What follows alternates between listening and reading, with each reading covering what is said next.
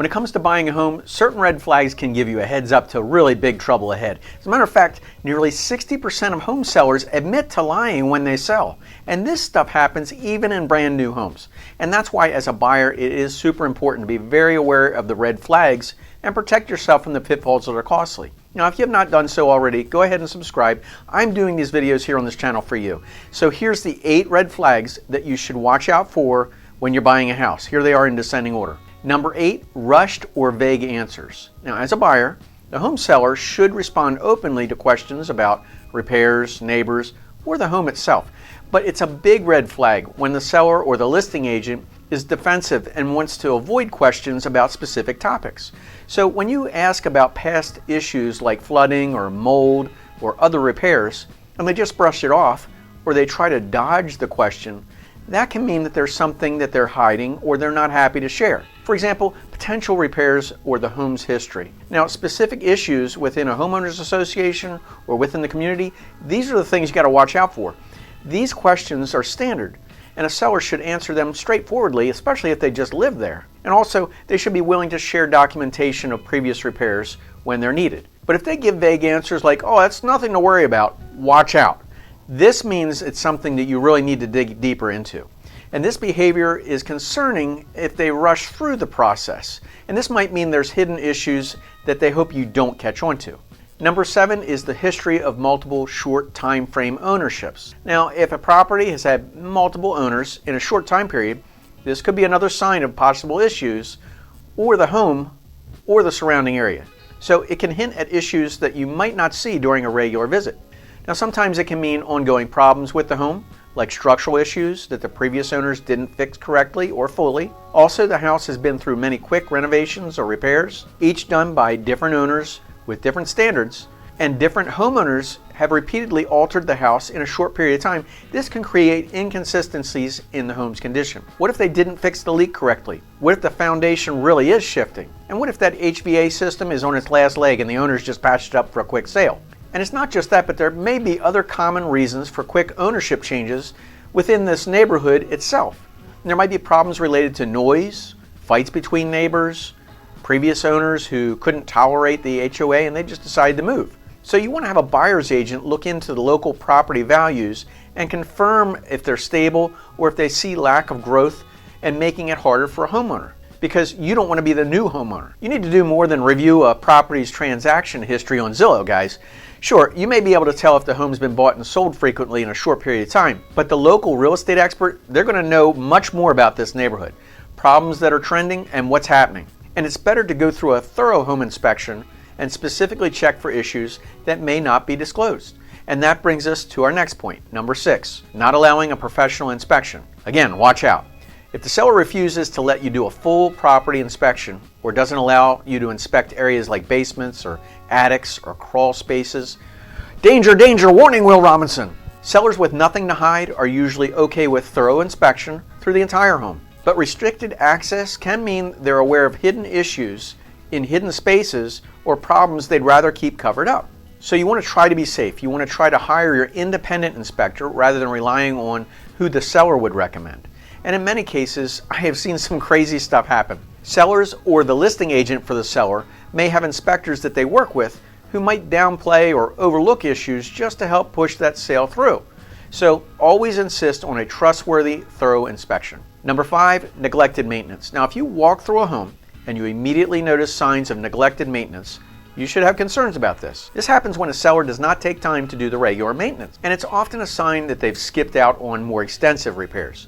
Now, this could also lead to a long laundry list of hidden issues that you will find when you move into that house, and that's the house that you don't want. You also need to be cautious about homes that have had recent renovations. Look very carefully. They may look flashy, but they need to be more well executed. I've seen some absolute train wrecks, and I want you to avoid those pitfalls that are costly. I've walked through houses where the sellers just do cosmetic updates, or they make the home look suitable for showings, and they're hiding some major issues underneath of it. For example, patched or painted walls that can hide cracks or water damage underneath. Many sellers use carpet to hide cracks in the floor or a foundation.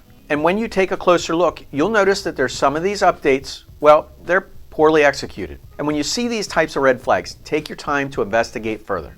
do your due diligence. And when I say research, I'm not talking about research like a Google search, guys. Okay, so if you're serious about the home, consider bringing a trusted buyer's agent who is working for you in your best interest and a trusted home inspector. I've been doing this for 20 years and I have sold brand new homes, and even then we brought in a professional inspector who was shocked to see the number of things that were wrong and need to be addressed. Remember, there's a sucker born every minute. Don't be a sucker. You may not want to hear this, but it's the truth. Even if you're cheap and you think you know everything, bring in the experts. Trust me, I've seen the good, the bad, and the ugly. I just want to make sure that you're not getting just average. I want you to get way above average and your best options. Which leads us to number 4, heavily emphasized as-is condition. Now, as-is sale on its own isn't always a red flag, but sometimes sellers simply don't want the hassle of repairs, or they may be in a rush to sell. However, if they're pushing hard and they seem almost defensive about it, this could mean something serious and they don't want to get into these costly repairs.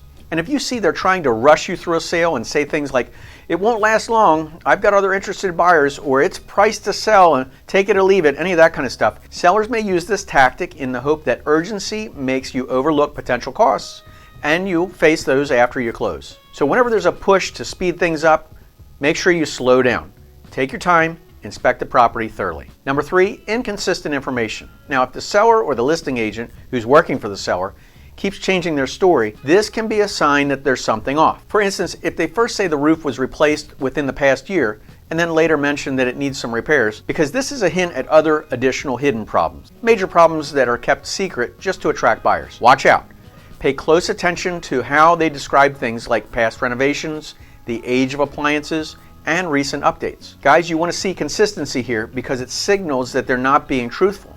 Now, buying a house is not something that you should take lightly, so don't hesitate to actually clarify questions if something just doesn't add up. Transparency matters in real estate. The more open and transparent a seller is, the more you can trust the home's condition. Using a buyer's agent with extensive real estate skills can also help you with this. Number 2, unrealistic pricing. Now, if the price is much lower than comparable homes in the area, it might seem like a great deal, but it could also be a red flag. And the complete opposite of that is when you have a seller who insists on an overly high price and isn't willing to negotiate. This may indicate that they're really not serious about selling, or they're trying an overvalue for the property for a reason. Now, I've seen this overpricing scenario where the seller hid repair costs in that higher price that they actually needed to cover. Now, a good strategy here is to research comparable properties that are in that neighborhood and listen to the local real estate expert, your buyer's agent, to help you navigate through the BS. And they can help show you whether this price is reasonable or not. And if the price is way off, either it's too high or it's too low, it's worth understanding the real reason why.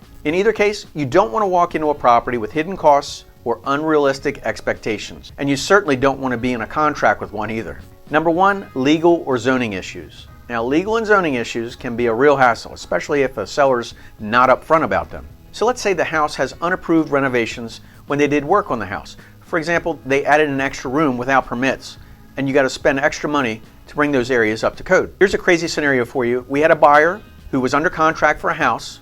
When he went to go close, the square footage was different than what was on the actual permits. They added an addition on the back of the house with no permits. No electric permits, plumbing permits, roof, none of that. And guess what? The local government made them take the whole back of that house off. Of course, my buyer got out of that deal. It was a total cluster. I don't want this to happen to you. Another common issue, it's boundary disputes between neighbors. Now, things like disagreements over a fence or a driveway and where it's located, these are the kind of problems that will eventually cause legal battles and extra costs if they aren't resolved before you buy. So if the home is located in a neighborhood with a HOA, a homeowners association, make sure you review the rules carefully. HOA guidelines can restrict things like home appearance, pet ownership, and even renting out the property, which might limit your plans. And you always want to ask for official documents, renovation permits, or proof of a clear property boundary to avoid these issues. Now, any part of this feels off, consider taking it to a real estate attorney to avoid future conflicts. Now, here's a word to the wise. Trust your instincts. Now, if something doesn't feel right, and I call that the gut check, if something doesn't feel right, you know it's not right? You won't regret it as much as you would if you bought a bad property. So my name is Jerry Pincus. I thank you for watching. And again, give me a thumbs up and subscribe to the channel. And until next time, make it a great day.